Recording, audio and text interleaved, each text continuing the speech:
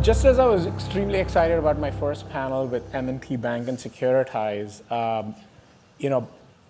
we are extremely excited to have Yuval Rooz here. Yuval is the founder, CEO of Digital Asset that effectively develops, runs the Canton network. Canton happens to be one of the top 15 blockchain tokens by market cap. And what makes this really exciting for me is they just went live with a pilot project where they settled a live trade on DTCC. So without further ado, thanks for joining us. And would love to hear about your background before we get going. Sure.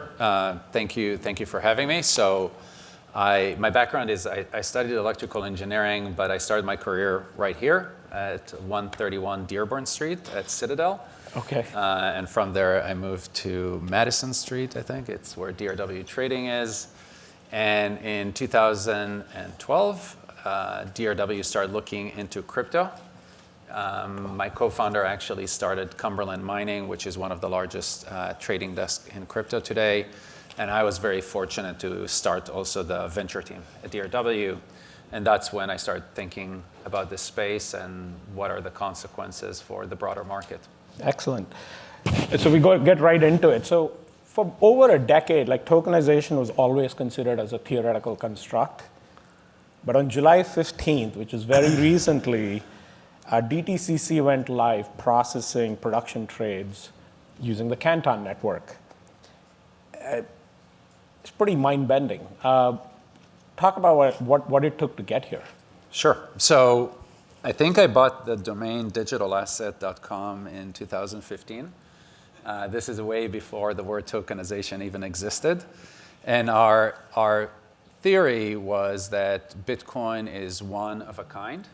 And I think that we never had a vision of replacing Bitcoin.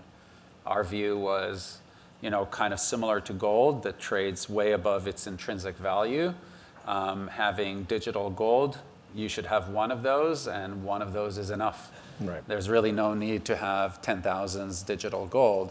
But there is a very big opportunity with respect to the technology where you could actually create efficiencies in different markets that today are not even imaginable. So, we said everything in the world will become a digital asset. And that's why we got digitalasset.com. And then my team had to deal with all of the scams that were attributed to us as a result of that. When you take that thought process, it is extremely hard to not do an ICO in 2017. It is extremely hard not to do a pre-mine in 2020 and stay very focused on what it would require to bring markets on chain. Mm-hmm. So, I just this morning heard an interview by Travis, the founder of Uber, who said, he just made this big announcement around atoms. And he said, I started with a B2C company, and then I started selling to businesses, and I lost so many years of my life. Now try selling to FMIs. I mean, it is really challenging. And this is not necessarily taking a dig at FMIs, other than the fact that DTCC settles $4 quadrillion a year.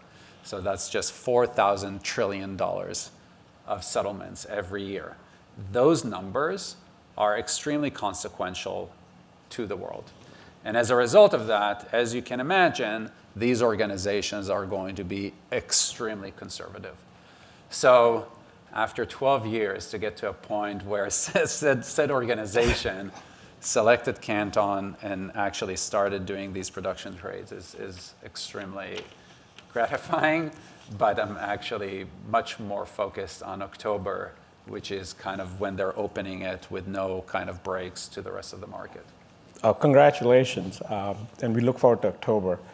So you designed Canton again around this concept called configurable privacy. So can you talk about what that is? But more importantly, what deficiencies exist in the current utility blockchains, both public networks and permission networks, that Canton tried to solve, to allow these ultra-regulated players to pick you guys? Sure. So I'll actually start with a bit of a criticism about our space, which is our space really likes to, and this is not just unique to our space, I would say that this is more prevalent in the world today, is that people have become so comfortable just putting everything into binary kind of outcomes. It's either this or this, it's that or that. And the reality is, whether we like it or not, the world is just not this simple. It's not black and white. When we start thinking about the design, and by the way, this is where the name Canton comes from, and I'll explain in a second, our view was, my former employer, Citadel, will never be okay with everybody seeing their positions or what they do. Certain regulated entities can never, whether they want to or not, have exposure of who are their clients and what their clients are doing.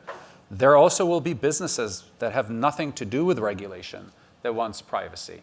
I sometimes remind people in crypto, I think the people that lost fingers in France because people, held them, kidnapped them and wanted their Bitcoin, also wish they had privacy. So privacy to me is not necessarily just a regulatory requirement, but it's also we're not taking a position on it. Our view was, you want to have privacy in certain scenarios, and in certain scenarios, if I hold the best NFT in the world, I want the whole world to know about it. So when we say configurable privacy, is we wanted to design a ledger that doesn't take this binary view. You either have privacy or you don't, right? We don't want to force it. We actually want to give the flexibility to those that build applications to kind of decide when they need privacy and when they don't need privacy, and actually let have a bit more of a heterogeneous kind of set of applications without kind of interfering with them being able to be composed with one another. And the name Canton comes from our R&D team is in Switzerland, but for those that know how Switzerland kind of is structured, Switzerland is a federation of cantons. They don't even spell Canton the same way. Some of them spell it with a C, some of them spell it with a K. They don't have the same taxes across their cantons. They have different laws. In certain places you can flush your toilet after 9, and in some places you can't. They have really different set of rules. Yet when you go from Zug to Zurich, you don't go wow, I went from one country to another. You're still in Switzerland, right? So the kind of the design principle behind Canton is you could have one unified network where the different applications on Canton don't necessarily all share the same characteristics. Amazing. So Canton received a 3-year authorization from the SEC to conduct these trades. DTCC received, not Canton. Okay, got it. What gave regulators the confidence to let public markets run on private ledgers or distributed ledgers? So first of all, what I will say about Canton is that Canton is a public infrastructure that, again, allows the application providers to set whatever are the permissioning on their applications. I remind people a lot of times, this goes back to my point about, this industry is very binary in its definitions. I would also say that permissionless inherently is a decision of permissioning, right? For those of you that are developers here, you can go into your file system and you could set the permissioning on your files. You could make your files permissionless. But it was a decision made, right? A lot of the L2s today that have a centralized sequencer decided their permissioning today are public permissioned, but just like that, they can switch it into being permissioned, right? So our view is that the infrastructure, very similar to the internet, has to be public because you want everybody to be able to access the infrastructure, but the DTCC, as a highly regulated FMI, just cannot let their assets be permissionless. That's just a fact. So it is really thinking about those first principles of what matters and what are the constraints that these organizations have to deal with that I think made DTCC comfortable to select Canton as the first infrastructure, public infrastructure that they actually run. So they launch on 2 infrastructures. One is their own private Besu chain, and Canton is actually the first public infrastructure that they chose because still, even though it's a public infrastructure, it still gives them all the tools to conduct their business in a regulatory compliant manner. I sometimes give this example to people. People today accept the internet as just something that is acceptable. But I will tell you, if the internet did not have HTTPS, had all the tools to permission your website where you could have a login and a password, meaning if anybody showed up on your website, they would see all of your customers and all of their entries, nobody would be using the internet today, right? True. So Canton takes a very similar approach, and that's what got the DTCC comfortable. Great. So now that you guys are live with roughly 40 major financial institutions, can you just talk about like volumes? Like who's running the most amount of volume on the network today? And what does the onboarding pipeline look like as you approach full commercial launch in October? Sure. So first of all, privacy is a double-edged sword, Yep. right? There's stuff that you know, and then there's stuff that you don't know. Whatever you can disclose. Yeah, yes. well, Yep. no, there's just certain things that I don't even know, Right. Because of privacy. And we do try to work with a lot of the builders on Canton to kind of share more metadata, even at a high level, kind of like think about the NASDAQ tape. You don't really know everybody who trades on the exchanges, but you know the volume, you know the aggregated volume. So those are things that I think builders could actually disclose, and we're working with them on doing that. I think that there's a DEX called Temple that does the highest number of transactions today, and I think that as some of the large institutions will grow, that will change.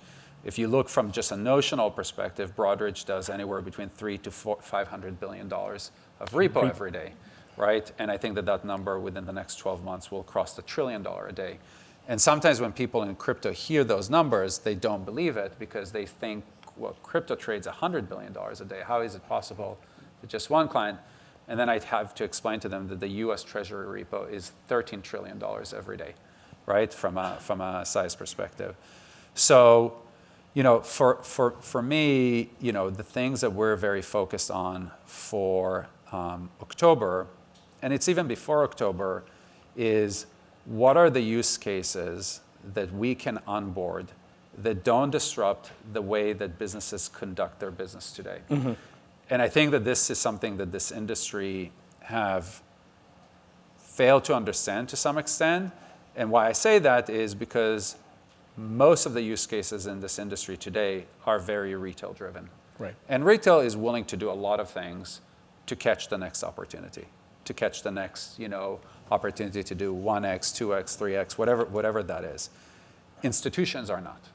Right? It's just not the way they work. Correct. So I'll give you an example. Like one use case that I'm very excited about is we're working with a global firm that does a lot of payments all over the world, and they get money in and out. And as a result of the lack of mobility of money and the ability to move from money into yield products and back in real time, means that they have to sit on billions of dollars of operating cash flow. But that operating cash flow makes no money for them. Right. So what we're going hopefully to announce within the next couple of months is they're going to do the first transaction where they will be able to go from a yield product, which is generated from the DTCC, right, and convert that into a tokenized deposit in real time through TradeWeb and remit a payment on a Saturday at 10 o'clock in the morning, which today they cannot do. And what does that mean for that company? That means that that company now can generate yield on their operating cash flow all the way to the last minute. We're estimating for that one company, we're talking about over $300 million EBITDA every year. Wow. And this is just a single company.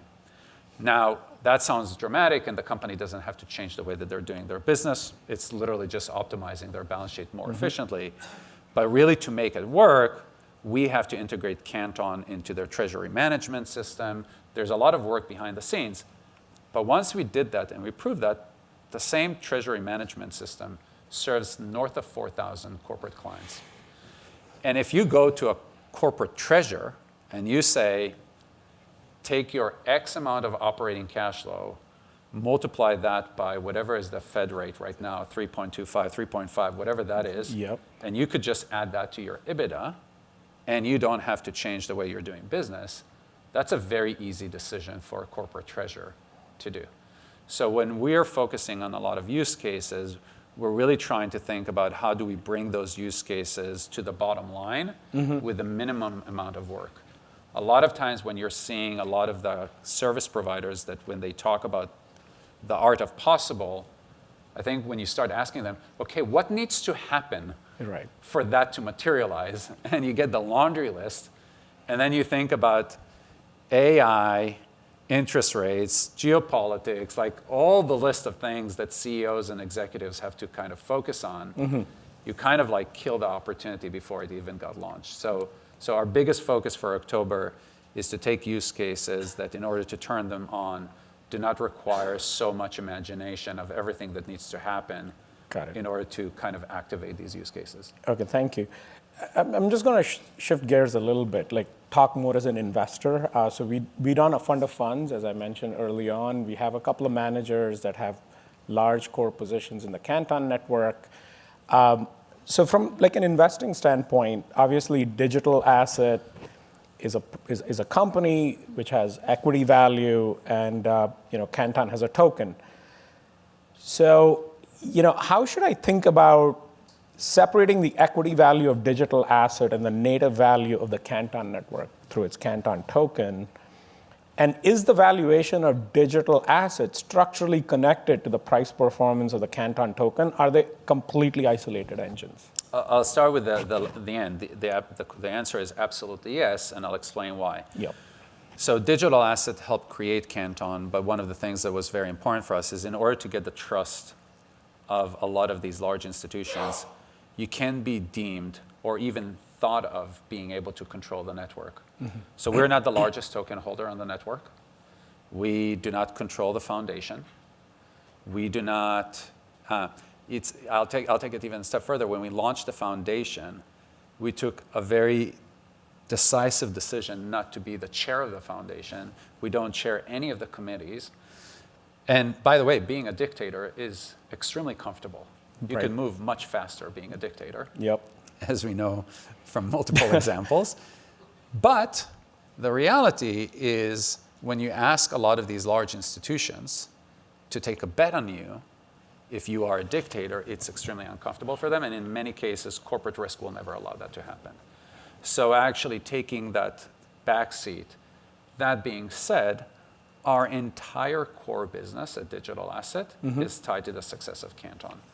So there's a lot of people that have launched coins, and when you actually look at their corporate valuation, it's driven from businesses that they acquired using the coins that they sold to run businesses that have nothing to do with the underlying network. I won't name names, but they exist. We can all guess. But they exist. Go ahead, yes. And we have made a decision that if we are launching Canton and we want Canton to be successful, 100% of our success is tied to the network. How is it tied to the network? We do have a treasury position, which keeps on growing, so we want that to be valued more. Second of all of our revenue lines, all of them, are tied to Canton. Everything that we earn today is denominated in Canton coins. Oh, got it. Okay. Everything we earn today. So our view is, if we are a believer that this technology should become the next set of financial rails, if you don't live by example, there are certain examples out there that I'm extremely complimentary to the leadership, how they've been able to run what they run while still being able to stand straight and say this is the future, even though their core business is not betting on that being the core future. So for us, it was kind of like, we're all in on this, and we have to set by example by saying our business digital asset is all in on the success of Canton. Thank you for that. That's wonderful. So maybe you already answered this question, but I'm going to ask again. Like, in terms of governance limits, can you talk about the role of digital asset in the governance of the Canton network? And can the ecosystem change or adjust tokenomics to attract more investor capital, or are other network tokenomics permanently anchored? I think that, I'll start. Things can change, but no different than they can change in other networks. I mean, and again, this is not a dig, right? Like, one of the things that we keep on saying about crypto is that it's immutable until the DAO hack happens, until Sui hack happens, until Kelp DAO happens. And then suddenly immutability is a second priority because we don't want those hacks to persist on the ledger, right?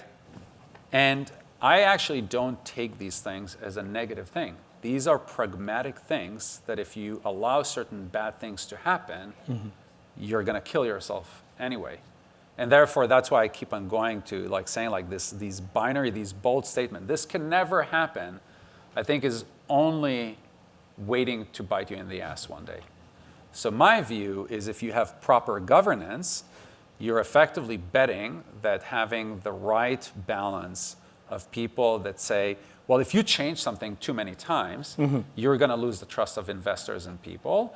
But also if you go the opposite and you have like this like no governance and nothing can change, well, things that you haven't thought about, you know, I mean, just recently, right? I think, who was it? Ali Ben Sasson said that, you know, you should include now new mint to Zcash because so many of the coins were lost probably. Right.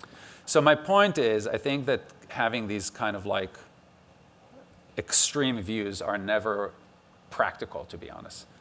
We have a pretty wide governance structure, meaning making changes is not trivial, but you could still make changes. And you know, I think that like, I'll give you an example. Like one of the feedback we got from the community is that a lot of the super validators have an insane amount of float, which they can go and effectively sell in the market. Okay, we had a discussion with all of them, and we said, if you want to remain a super validator on the network, you have to lock 70% of your float for no additional incentive. Right. You know, a lot of them have complained, hey, we didn't sign up for that. That was not part of the deal when the network launched. I said, correct. But we learned new things, and this is what the network is asking. So that's the right thing to do. And you don't have to agree to it, but then just don't be one of those validators going forward. And at the end of the day, they all signed up for it, right? So here, you change the tokenomics. You change it, in my opinion, in a better way.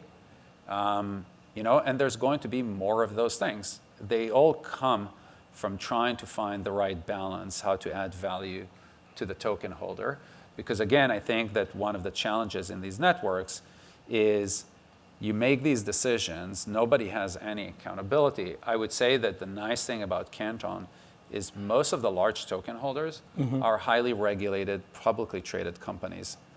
They're not holding these tokens for some kind of a pump and dump.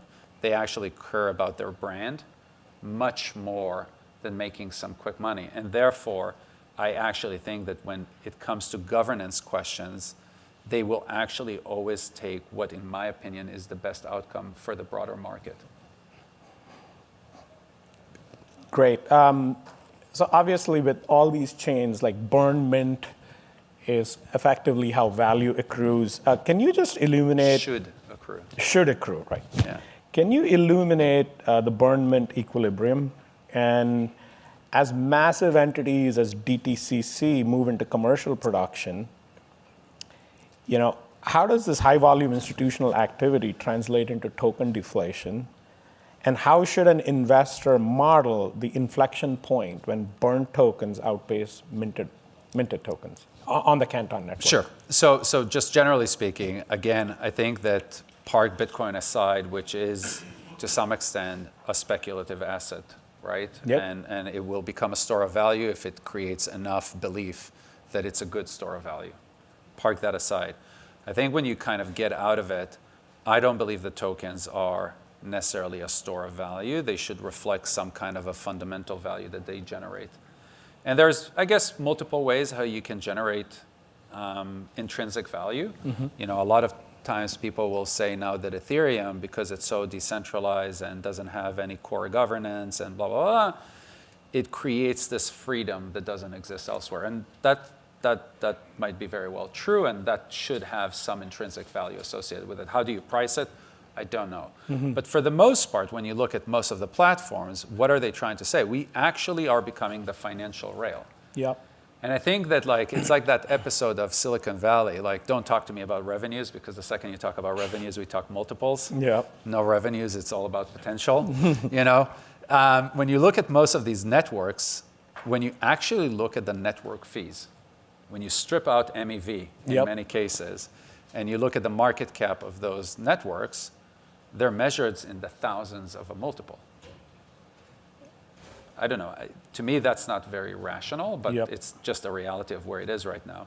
So when we actually created Canton, our view was we want to have some kind of a model where eventually investors could look at kind of the growth of a dollar utility and assign some kind of a DCF associated with it. That to me is the only thing that matters.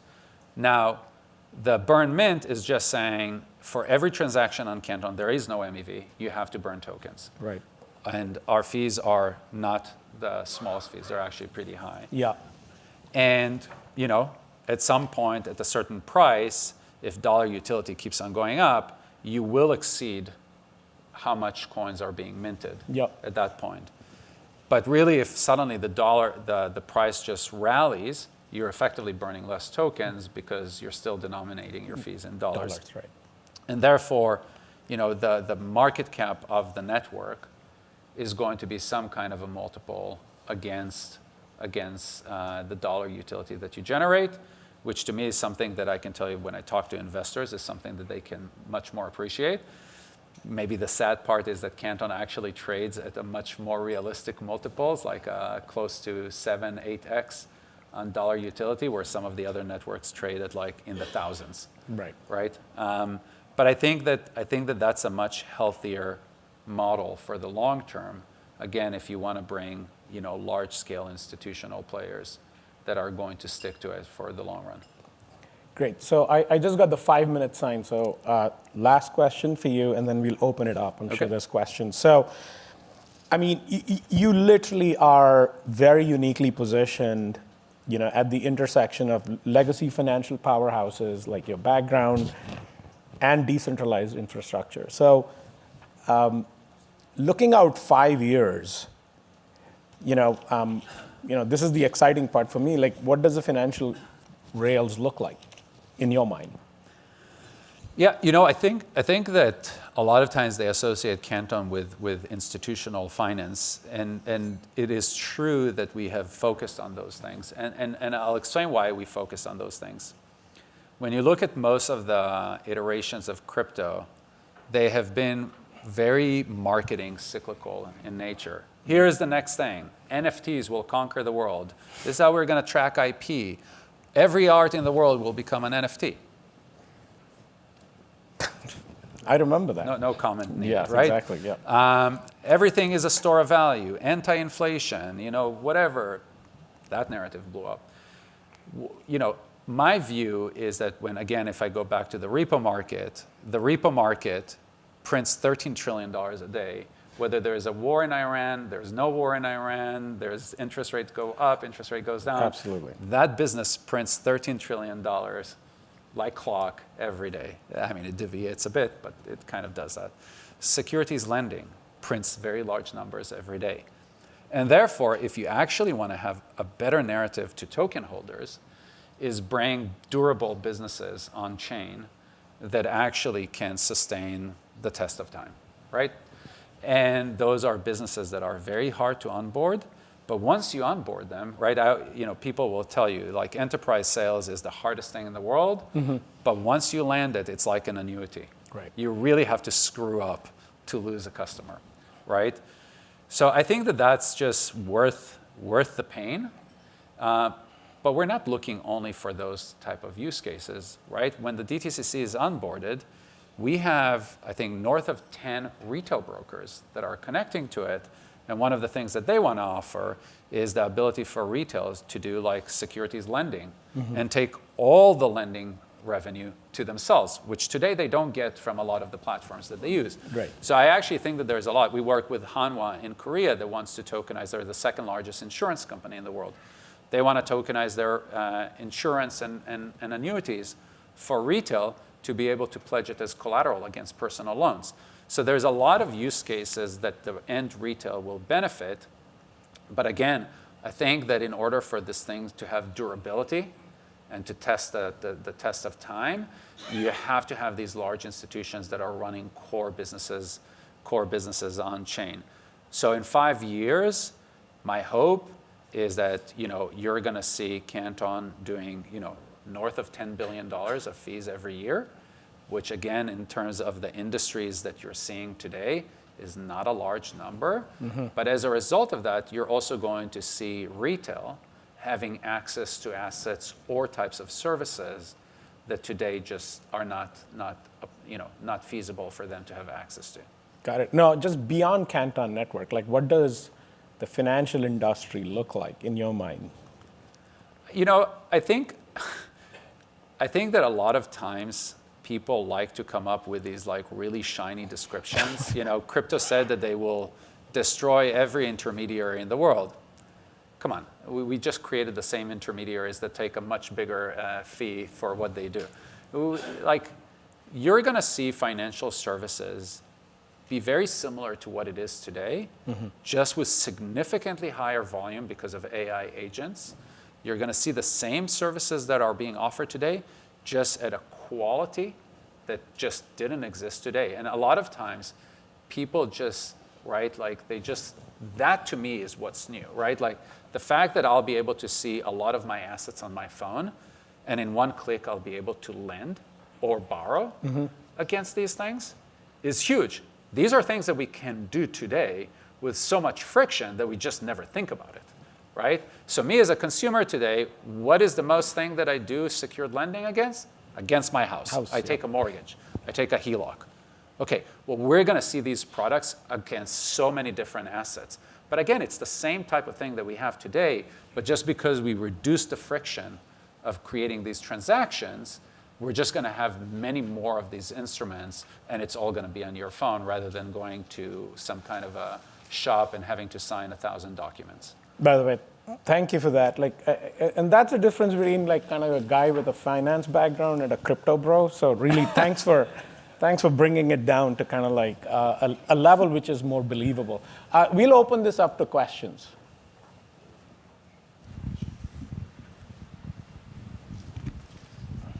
I got the mic back here. We talk about what's finance becoming. There are a few instruments that are more predominant on Web3, like perpetual options, that are analogous, but because of the automation, you can do them more easily than you might do others. Are there financial evolutions that you see that take advantage of the programmability to have new kinds of financial interactions, not just faster versions of the current ones? Well, perpetuals are not. You're right in the fact that it's more prevalent on Web3, but there's nothing inherently in it. It's just a better product for leverage for retail, right? Yeah. It's not the most efficient product for leverage, but it is a much easier product for retail to understand. I drag a toggle from 0 to 100 and I click buy. Good. I don't need to roll my futures. It's a good quality product. I don't think that perpetuals are necessarily benefiting from programmability. I do think, though, again, this is why I try to explain like this idea where you have programmability in perpetuals, I guess, is more how do you manage the collateral, where you have more kind of auto liquidations, which again showed that they're not necessarily the most efficient product in the world, but it kind of shows you where the world is going. And this is why I go back. I haven't seen anything in crypto, with a few exceptions, maybe AMMs, that have been true product innovation didn't exist. But I think that what you do see in Web3, which to me, by the way, is just as exciting, if not more exciting, is that when I talk about DeFi, I think that the word decentralized is a bit of a regulatory arbitrage. Hey, I'm not running it. But behind it sits a centralized entity that reaps all the benefits of the economics and everything else. But what DeFi have shown is that you can create financial instruments that today are so expensive to manage and run that to me is just as exciting, because I will tell you that there are so many financial products that could become really exciting and really interesting if you actually reduce the cost of administration for them as close as possible to zero. So I think that what you're going to see from programmability is a lot of instruments that today will not be even available to retail because it's going to be so expensive to administrate it or make it available that by now reducing the cost, the OpEx associated with it, now you're going to see these products more prevalent.